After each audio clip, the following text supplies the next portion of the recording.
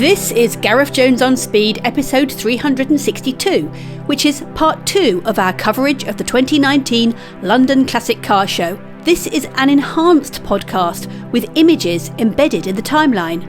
If you want to see these images, we recommend playing this episode in VLC Player, which is available for Android, iPhone and PC or Mac.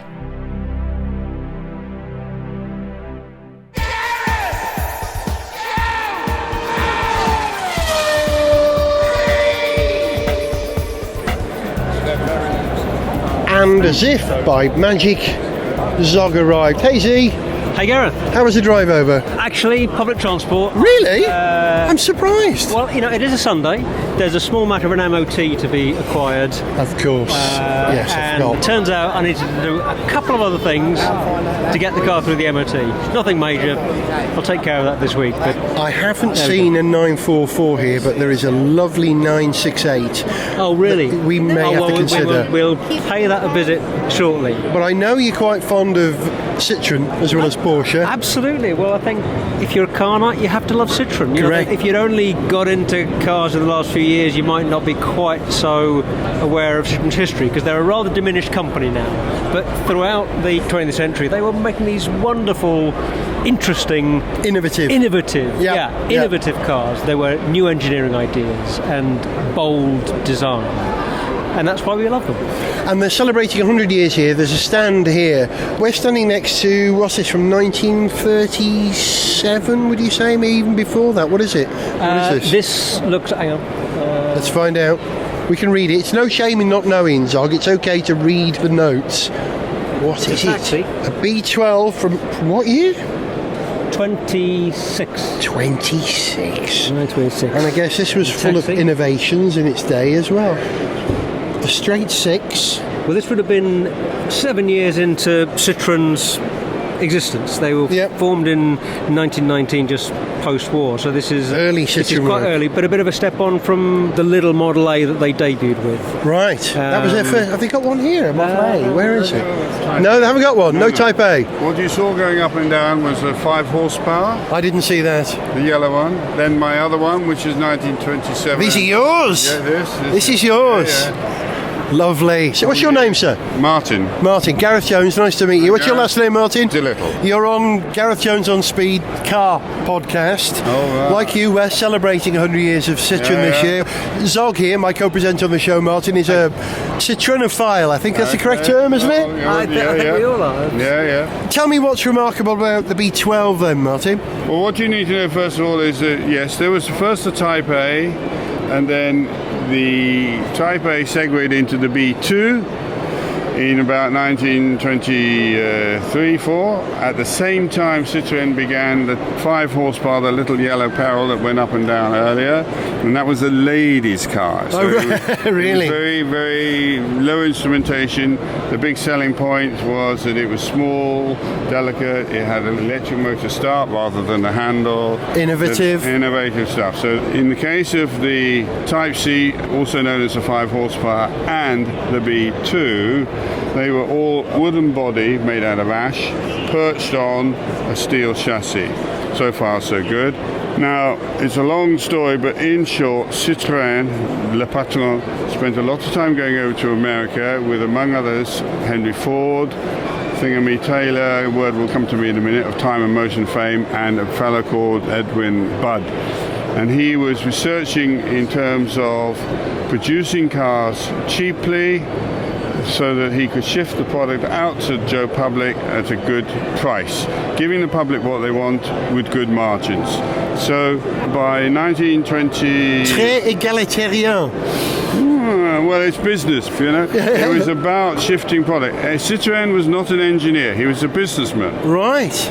And so his interest was not being innovative for the sake of it, which is what most people assume. His interest was in making cars that people would buy, therefore, and by definition, they had to be at a price point where people would accept the price. It had to look good, and it had to have things about it that made people want to buy. It was ever thus.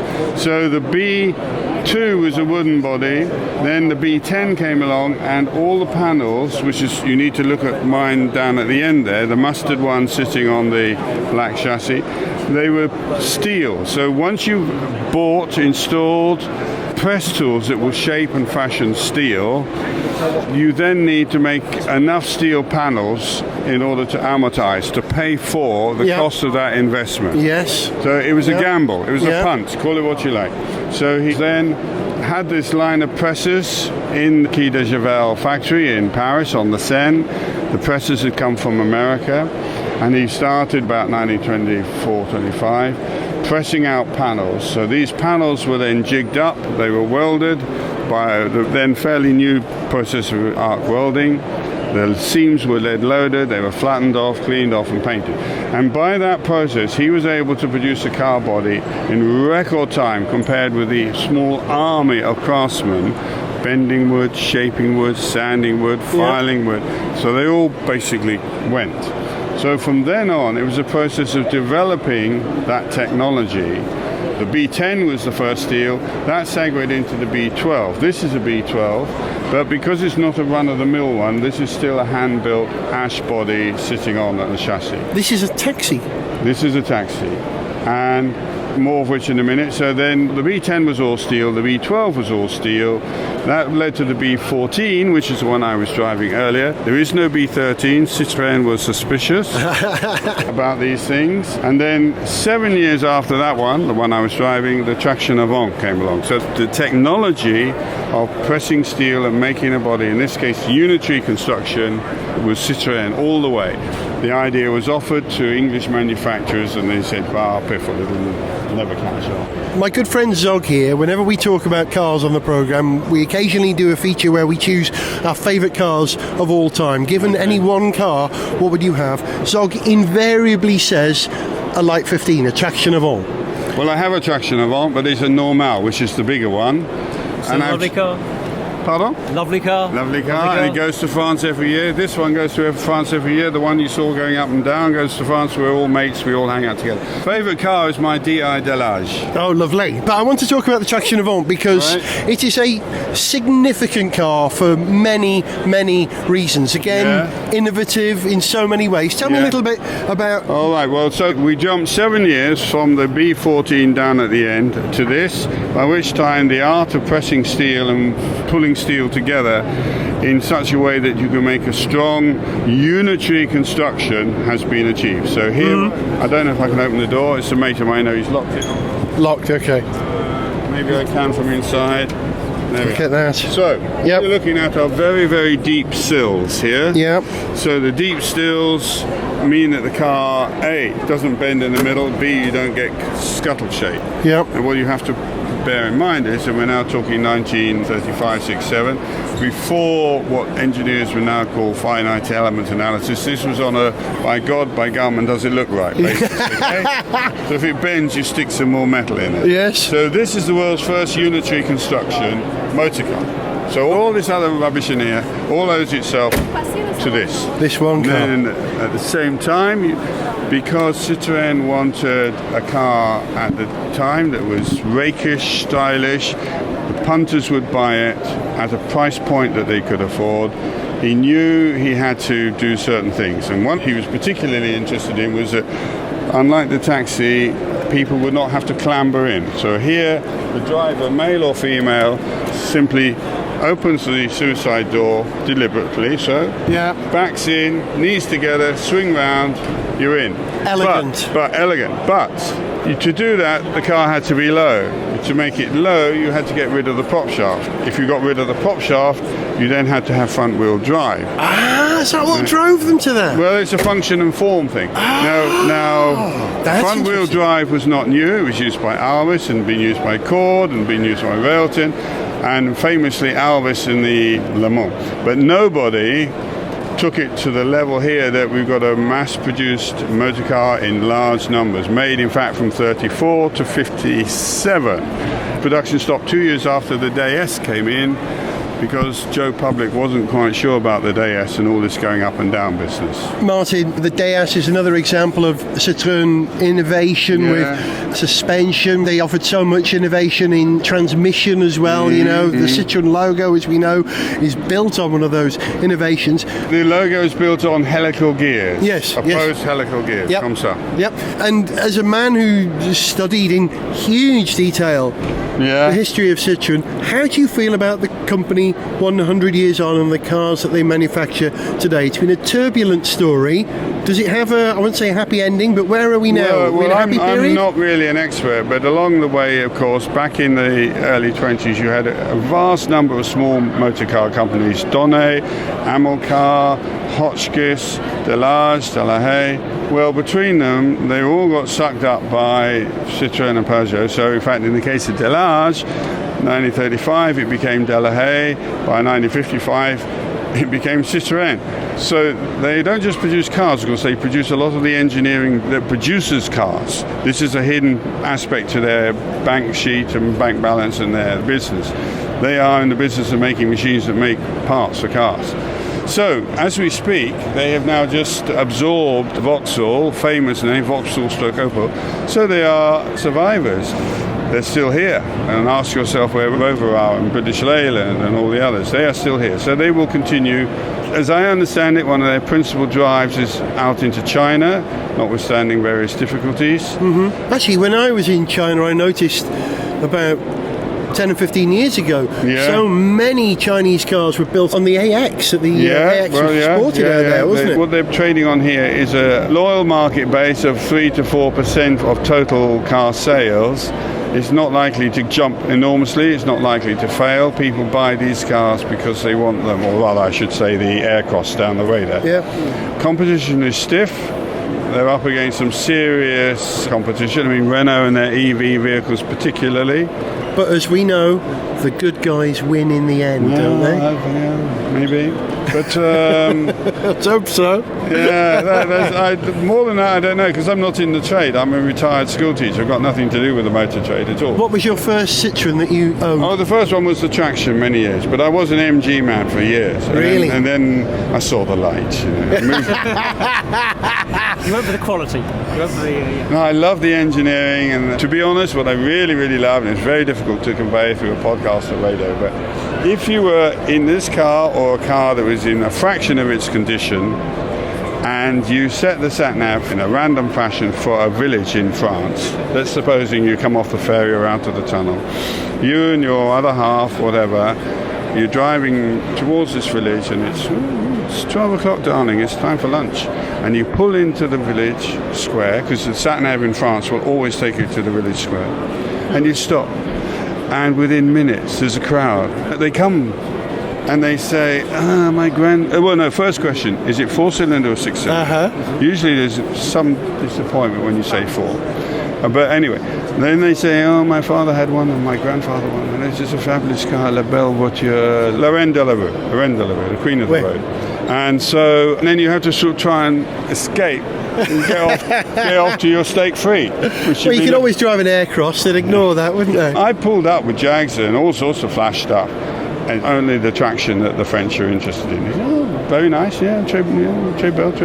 It's the Traction. It is an iconic car for the French, and you have to look back and see how initially it wasn't a good move, but the Gestapo appropriated it. It was a car of choice for the Von Trapp family when they escaped the Germans. It was used subsequently by de Gaulle, the security people, Sécurité. It was the car of choice for the bank robbers, as well as being adopted by Rupert Davis as the first car for Maigret. So 4 editions of Maigret now is Rupert Davis, most recently it's Rowan Atkinson, and there are 2 in between, and always, yes, you have to have the Traction. It's like the French version of the Jag Mark II. I was about to say the cops car and the robbers car. Yes, indeed, and initially, apparently, the story goes, the cops said, bloody hell, they got a car better than us. We want some of this as well. Martin, I feel that we've only just started to scratch the surface of the glorious history of Citroën.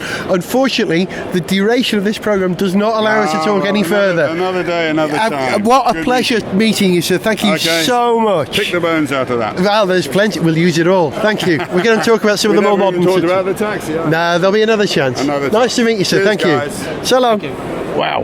This is an absolutely gorgeous condition, isn't it? Isn't it just? Oh, but look. There's an SM here as well. Of course there's an SM. Not the most reliable of Citroëns ever, but a glorious car. No, but, well, yeah, exactly. A glorious, slightly silly... Yeah. Silly, but not in a really clown shoes, comedy noises and tripping over kind of way, but silly in a sort of... What, really? But, yeah. It's this enormous sci-fi... Well, I was going to say... Sci-fi. It's no better word to describe it. It's like... there has to be a third word there, but we haven't to figure out what it is. Futuristic, futurism. You could have put it in Logan's Run Yeah. without actually making any changes to it. Well, you often find in sci-fi films of kind of alternative futures, you will often find an SM or even a DS used as that sort of car. A picture of the future as it's appeared in the past. At a certain time, yeah. Have you seen the Mahari behind us? I have not. I love a Mahari.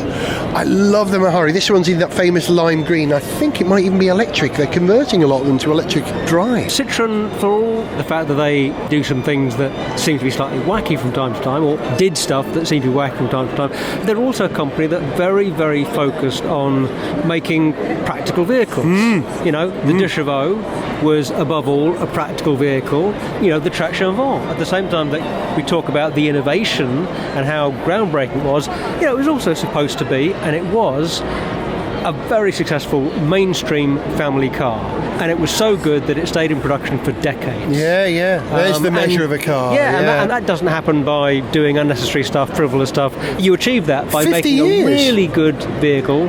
The De Chevaux, when did it first appear? The De Chevaux in production, I think it started production just after the war, 48. And it was certainly around in the mid-80s. I think there may have been some prototypes, possibly pre-war, I'm not sure about that. In my mind, I have 1948, De Chevaux, and then it ceased production in about 2000? No, really? No, it was earlier than that, wasn't it? You could still buy a Dolly, De Chevaux Dolly edition, in about 84. I think you could buy them a bit later than that. That's a great question. You look it up. You're in front of a computer, you guys. You find out the answer. I said 2000 because that's obviously completely wrong. I think it was earlier. I think, this happens to us a lot these days. It so does, I'm going to, move swiftly on and forget about that. All right, we'll walk away from the Mahari, put the Mahari down, step away. The CX estate. Yeah, this is a pretty elegant beast, isn't it? Yeah, again, it evokes the SM, doesn't it? It's a gloriously futuristic car, gloriously unreliable. A chap I knew had one once, and he claimed it was his 2-day-a-week car. I said, what, you only drive it at the weekends? No, it's the only time it works. Yeah, 2 not days so much out a daily of 7. driver. Yeah, 2 days out of 7 it'll work. Yeah, but beautiful. Oh, yeah, in a kind of Ed Straker from UFO kind of... I was trying to get that out while we were talking about the SM, that it's very Ed Straker. Yes, there is this slightly similar feel with these two cars. There's quite a lot of bulk, quite a lot of weight. Not ungainly weight, but there's quite a lot of stuff, and it's quite low down, and then there are these very 70s little kinks and things going on with the lines. And look at this for an innovation. If you look inside a CX, and this particular one, which is I think the Famari, the 7-seater, in between the driver and the passenger seat in the centre console, the radio is mounted alongside the handbrake. I don't think I've seen that before. That's a great use of the space. That's a great use of space, isn't it? Yeah. It looks like they've got 2 units in there. You've got your main stereo, and then you've got a graphic equalizer. Of course, it's the 80s, a separate whole thing. That's what everyone needs. Yes. Okay, how 80s is this? There's a car that regularly parks around the corner from me now that has what looks to me like an original kind of circa 1989 car phone in it. No, seriously, really? Yeah. Lovely. Motorola, probably. Yeah, absolutely, yeah. Classic, centre console, wired handpiece, of course, that you pick up. Nice. Yeah. great bit of history. We'll come to the end of Citroën's story so far, because they've got a Citroën C5 Aircross, which we'll talk about. We are now in the present day. But just before we get there, there's a car which in many ways I think is credited as saving Citroën.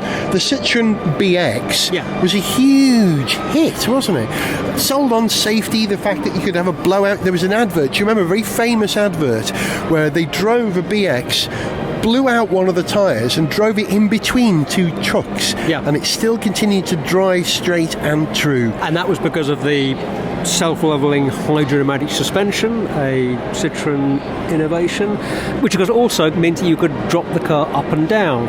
I've had a couple of friends who had BXs and they loved them. I remember years ago the ride and the fact that you could drop the car up and down to load things and unload things was quite a big deal for them. All about they absolutely loved that.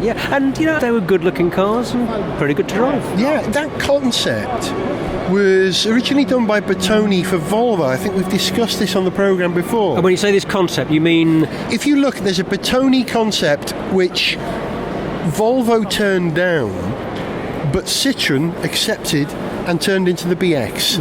Was it called the Tundra? Possibly the Bertoni Tundra. I could be wrong there. But hey, right up to date, here's the C5 Aircross. Now, Zog, it's not a Citroën, is it really? Because it's taller than you or I. Citroëns are generally low cars, in my opinion. Well, although then again, think about the Citroën van. Behind this, we're seeing an H van, I think it is, over there. Now, granted, that's a van, not a car. So I'm I'm getting height on a technicality here. Yeah, okay, I'll give you that. But yeah, you're right. You look at that, and it doesn't have, to me, any distinctive styling, any particular key visual cues that say this is a Citroën. It's too generic a kind of mid-sized crossover SUV thing. That's what it is, isn't it? You take that Citroën badge off and you could replace it with just about anything from Kia to SsangYong, Ford.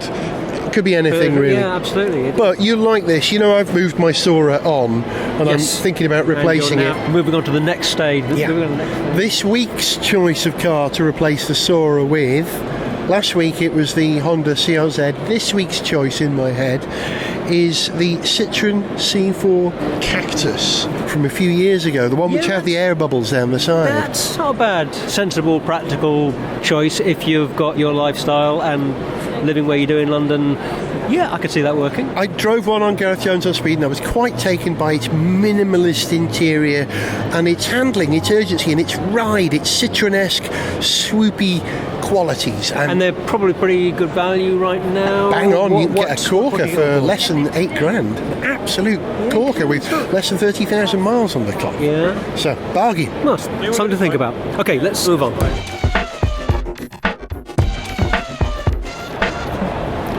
Zog and I's head have been turned by the presence of more Zagato work here.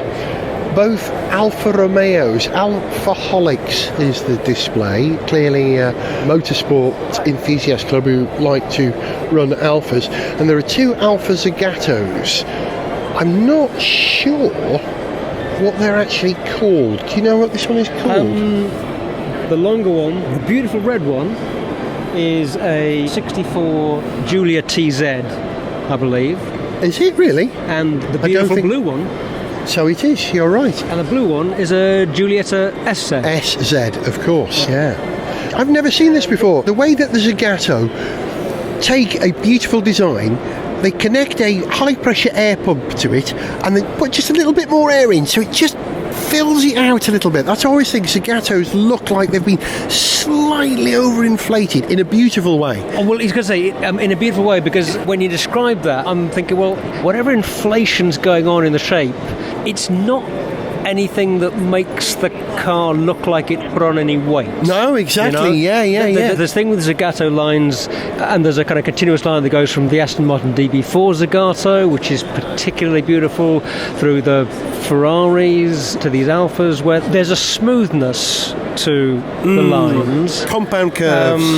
and a purpose to them. You could describe a great many cars like that. It is very hard to describe what it is that makes it look like a Zagato and why they are so beautiful. I guess the particular curves they're using and just how they combine them, they simplify the lines of the car to some extent. I always think that the DB4 nice. Zagato, for example, it's a much purer, simpler Interpretation. shape, than the original that it's based on. Yeah. But it also looks more powerful. It looks faster. It looks sleeker. It looks better in every way. And a Zagato is always eminently more kissable than the car that it was based on. Yes. Like when I see it, I just want to kiss it. I do. I want to kiss this car. I probably won't get away with it, so I won't.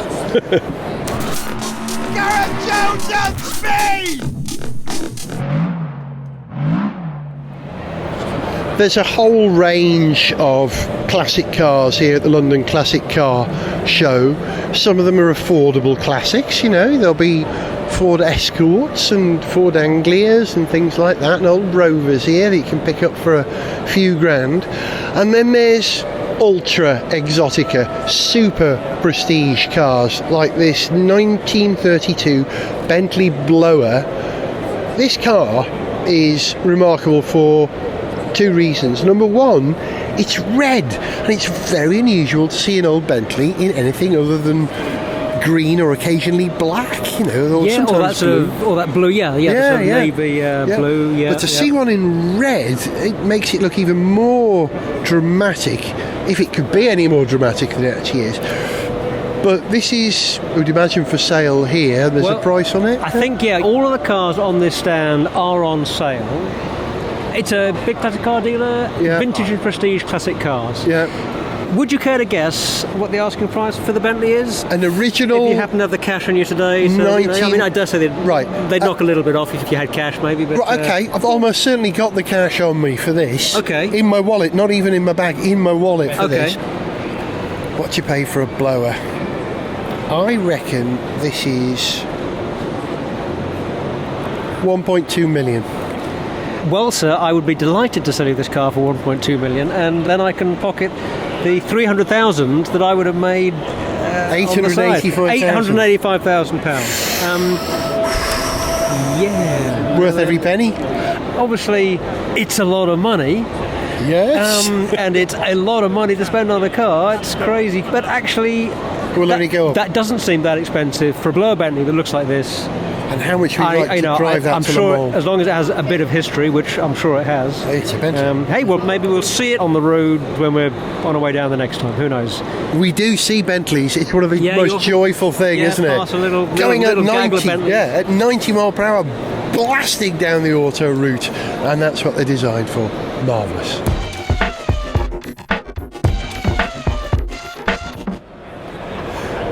There are lots of young people here, but lots of older people as well. I think older blokes like classic cars because it just evokes their youth and their childhood, and even their middle age for some of us.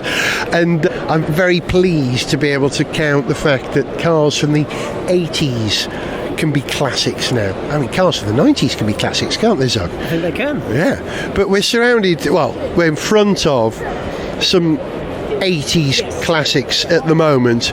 The first of which is Porsche 968. That's a classic, isn't it? Absolutely. Fairly recent classic, but it's a classic. There's a Sierra Sapphire Cosworth over there. That's definitely a classic. Absolutely. Perhaps because it's rare. What makes a classic? What makes a car a classic? I mean, this is tricky. It's like a planet. You sort of know what it is, but it's actually hard to come up with a definition for it. It's not enough that it's just an old car. It has to be old beyond a certain point. I guess, are we going to say 25 years? Definitely 25 a classic. years. 25 years is a good starting point, so let's stick with that. Exactly right. It has to have either made a significant mark on the public consciousness, have been significant culturally, or it has to have been significant to car geeks. So classics will encompass both things, like the traction avant that we were looking at earlier actually covers both of those things. Yeah. Because it was both innovative, interesting, of interest to car geeks, because of technical stuff, but it was also a very popular car. A lot of people, it was their family car. It was the first car they owned. And anything like that, that's a classic. Here's the interesting thing about classic cars. You can have a classic that is a very rare car or a prestige car because it was well looked after, because it was an important car like a Bentley or an Aston Martin, something like that. But you can also find a classic in a very, very humble car because they were so proliferous, is that the right word? There were so many of them. Popular, numerous. So numerous, yes, that they were taken for granted, and then they all rotted away and nobody bothered to look after them. So if you've got one of those, it's rare. So the fact that it's rare from a huge volume almost makes it more important than rare because there weren't that many in the first place. Yeah, although I'm sure we could think of a handful of examples of cars that were produced in great numbers. Almost all of them have rotted away to nothing by now. Cortinas. And nobody cares. Yeah, Cortinas. Yeah, actually. Not all Cortinas. Some Cortinas are loved, and certainly Lotus Cortina, definitely a classic. Yeah. That's an easy one to pick. But how many Cortina Crusaders could you buy now? The last of the Cortinas, probably fewer in number than the Lotus Cortina, and therefore a classic. But are they special enough? This is a question. Special because there aren't many left. They're like rhinos. They're special. But you need something more than just rarity. Okay. I mean, rarity means there's something could be of interest to a museum, maybe, or somebody who's a nut for that make of car.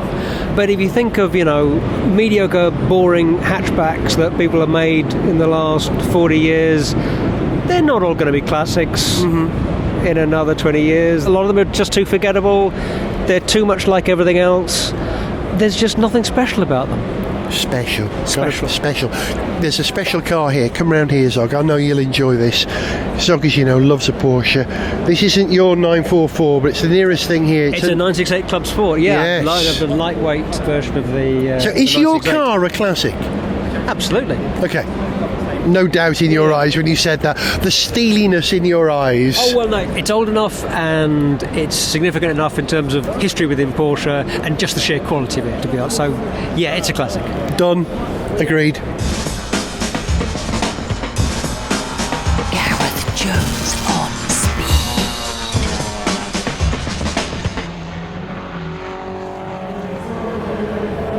Zog and I have come down one end of the big hall here at XL because there's a row of, I suppose, affordable classics, Zog, we could call these. And these are all on sale in the Coy's auction here. Yeah, that's right. So these aren't the high-end supercars. There are no old Bugattis or Ferraris with racing history. But they're more than Van Ordinaire. I mean, they're great marks. There's a row of, I can see 3 Porsches, a Grinnell Triumph TR8, it's converted 7. Then a Bentley Continental, a Jag Mark 10. That is a Mark 10, isn't it? It is a Mark 10, 420G Mark 10, Yeah, the Grinnell.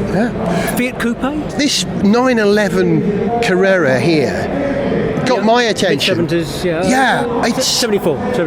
I may have seen this car before. The registration is CDM 381M, and you may remember there was a period where you could tell where a car was from because of its registration. DM is Denbighshire, Flintshire, North Wales. Well, you say there was a period. I mean, the British registrations are still regional. So I may well have seen this car. I would have noticed it when I was growing up. I'd have been 13 when this car was manufactured. I was already well into cars. A red 911 Targa screened by you, you'd have noticed that. Let's have a quick rundown because there's a few notable cars here. I suppose it's not that expensive, you could get it for estimates between 10 and 20,000. It's not a lot, really. And this is something you definitely have. This is a 1972 rough Porsche 911 2.4 flat nose. Is that a 930, do we call that nose? Is that right? Yes. Yeah? Yes. So how about that? I knew something about Porsche. It's very rare for me. Which one would you have? A slightly special number plate which ends 911. That's worth a little something. Estimate 45 to 50,000. So which one would you have? The 911 Targa or the rough? I'd have the roof, but if I was spending my own money on it and I was going to have 30 grand left over and I could have either of them, I might well go for the Targa, have a bit of wind in my hair pleasure, plus 30 grand in my pocket. And red leather interior, what's not to like? Yeah. I do like that a great deal. But look at the colour on this, the Grinnell TR8, which is a Triumph TR7 made over by a British car builder to give it a bit more va-va-va-voom, and they're great little niche British sports cars. Lovely colour on this, electric blue. That is electric blue, there's no other word for that, Zog, is there? Yeah. There's a 70s chic about that. There's a rareness to it because it's a Grinnell. That makes it a classic. We were arguing, discussing what was a true classic earlier on. And here's one that's borderline. That Grinnell is definitely a classic because of its obscurity. We're standing in front of a 1998 Fiat Coupe. Now, it's not a turbo, it's just the basic, what did it have? A 1.8 litre 4, I think, in it? There was a 1.8 litre and a 2 litre. 2 litre maybe in a 5-cylinder? Did I make that up? Yeah. That's a turbo? 5-cylinder. Yeah. Quite right. Hey, 5-cylinder, 20 valve. But this car was important in its way because the dash inside was exposed metal, body-coloured metal. And this, as I remember, was the very first car to do that after something like 30 years. We hadn't seen it since the 50s or 60s. And it was Chris Bangle that brought this back. So is this car a classic? Yeah, definitely a classic, or will be once it reaches the requisite 25 years of age. 98? Okay, 21 years, so not quite there yet. We're going to say 25 years to become a classic. You mentioned that point about the interior colour, which is important. But of course, the thing that stylistically we mostly remember about the Fiat Coupe is those very aggressive slashes over the wheel arches. Yes, that's true, yes. Very, very distinctive. It didn't really take off. That's not Didn't see it bit elsewhere, of styling did we? that really went very far, but a very bold visual statement. And they're pretty little cars. And this one is a bargain at between £1,500 and £3,000. Yeah, I think that looks a bargain, like I say. Yeah. Nice, simple, almost mustard colour 912 from 67. 912. Ah, that's just a good, classy little sports car, isn't it? 30 grand. It's obviously been nicely lived in. The crest on the bonnet, it's just a little skew whiff, just a few little stone dings here or there. I'm sure if we look at the odometer, it's not going to be a 15,000 miles on the clock car. No, it isn't. This one's been driven. It's been enjoyed, and it will be enjoyed for many more years to come. I could see you driving to Le Mans in that. I can see that. In fact, wasn't that the car at the start of the film? Le Mans, wasn't that a 912? That Steve McQueen drives and parks up. But is it a 911 or is it a 912? I don't know. No, I'm not certain. I'm going to have to watch it again and find out. Yeah. We've seen this lovely Jag 420G, again, tatty, yours for 10 grand, out rarity, because these things fell apart, didn't they? Yeah, and is this one about to fall apart? Yes, it's pretty close. I mean, taking a punt on this big an old Jag. Yeah, I think I'd want to have somebody that knows Jaguars take a look at it before I spend any money on it, but it's an imposing beast. The thing is, if I wanted something that big, that heavy, I'd have that Bentley Continental over there. We'll get to that in a moment. Just before we do, there's a Peugeot 205 1.9 GTI here from 1986, Phase 1. Interesting. I remember driving one of these and thinking it just wanted to play. It really wanted to play. So, of its period, this is a classic. It's not a fabulous car, but it was a great car. Good enough to be a classic? Oh yeah, absolutely. If you think about cars of that era, and particularly hatchbacks of the era, hot hatches, 205 GTI, a classic. Golf GTI, a classic. Citroën AX, not a classic. Not a classic. This is what I mean. The car has to have something about it. It had to be respected. Those cars were all made in tremendous numbers, but there was nothing about the Citroën AX compared to the Golf GTI, the 205 GTI, that made people love them and made us remember them, and that's what makes it classic. There is a car down the end here that Zog and I spotted. We were chatting with an on-speed listener called Adrian, and we spotted this car in the distance, and the two of us made a beeline to come and look at this car. A future classic. It's already a classic. It's a 1992 Bentley Turbo R, yours for 13 grand. Why is it both you and I, of all these cars here, including the Porsches for you, then we went straight for the Bentley. This is the one that we fancy, isn't it's it? just a hell of a car, isn't it? Yeah, a hell of a car. It's such an imposing presence. You're getting a lot of everything for your 13 grand here. Yeah. I mean, you're just getting a lot of sheer weight of metal, but it is also a lot of leather, a lot of wood, but it's also tremendously satisfying shape, and it just reeks quality, class, rock and roll. a bit of self-indulgence, I guess. Nothing wrong with that. I fancy driving this to the moor this year. Me too. Actually, I'd fantasise about driving that home to North Wales. I'd love that. How many people could you fit in that car? Anything up to 13. If they were young ladies, squeezed up. So this is basically a grand each. We'd have got to do a carpool thing. I like the way you think. 13 people. Right. Okay, I can see this happening. We need to find some live ballet dancers with a grand spare to go in with us on this. We'll have this between us. It's a plan. That'll do us. So there you go. Of all the cars here at the London Classic Car Show, Zog and I have decided to buy a 1992 Bentley Turbo R for 13 grand. If you want to come in with us on that, you'd be very welcome. He's been Zog. Goodbye. I've been Gareth. And before we go, we're going to leave you with a song. And as this is the episode of On Speed closest to St. David's Day, you know we have a tradition on this programme of me writing and recording a song in the Welsh language or about Wales. Well, here's a song called Râs Yng Ngymru, which means a race in Wales, which tells the story of the plan and the collapse of the Circuit of Wales, which was proposed in South Wales, and how it didn't happen. And it's recorded in the style of Welsh folk supergroup Pendafad, or in my case, Pendafad, which means sheep's head. See ya, and happy St. David's Day.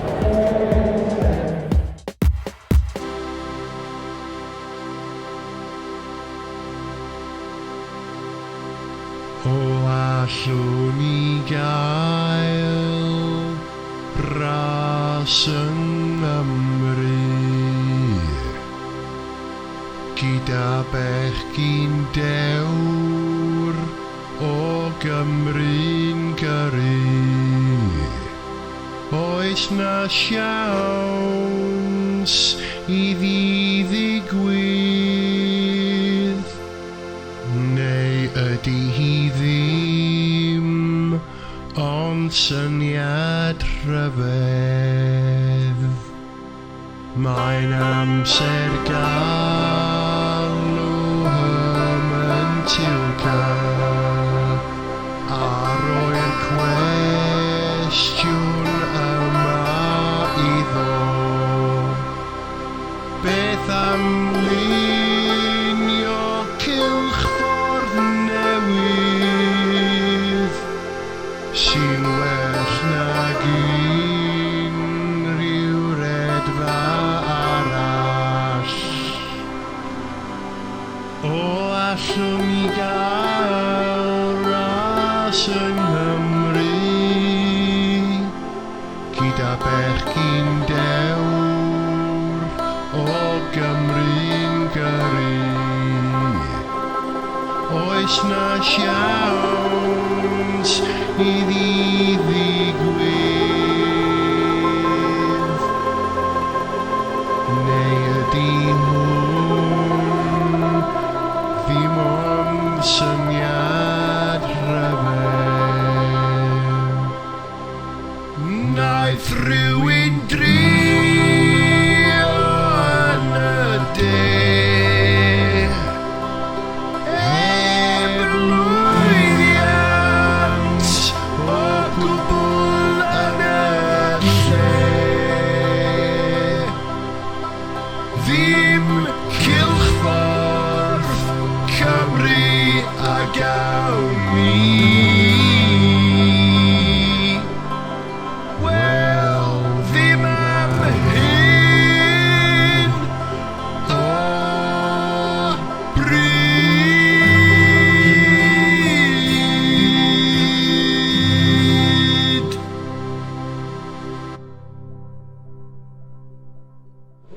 I anfon e-bost atom, gweld lluniau, cael geiriau ein caneuon, ymuno a'n fan Facebook, dilynwch ni ar Twitter neu gael gwybodaeth am gyfleoedd nawdd, ewch i garethjones.tv. Gwneir Gareth Jones on Speed yn Llundain, gan Whizbang.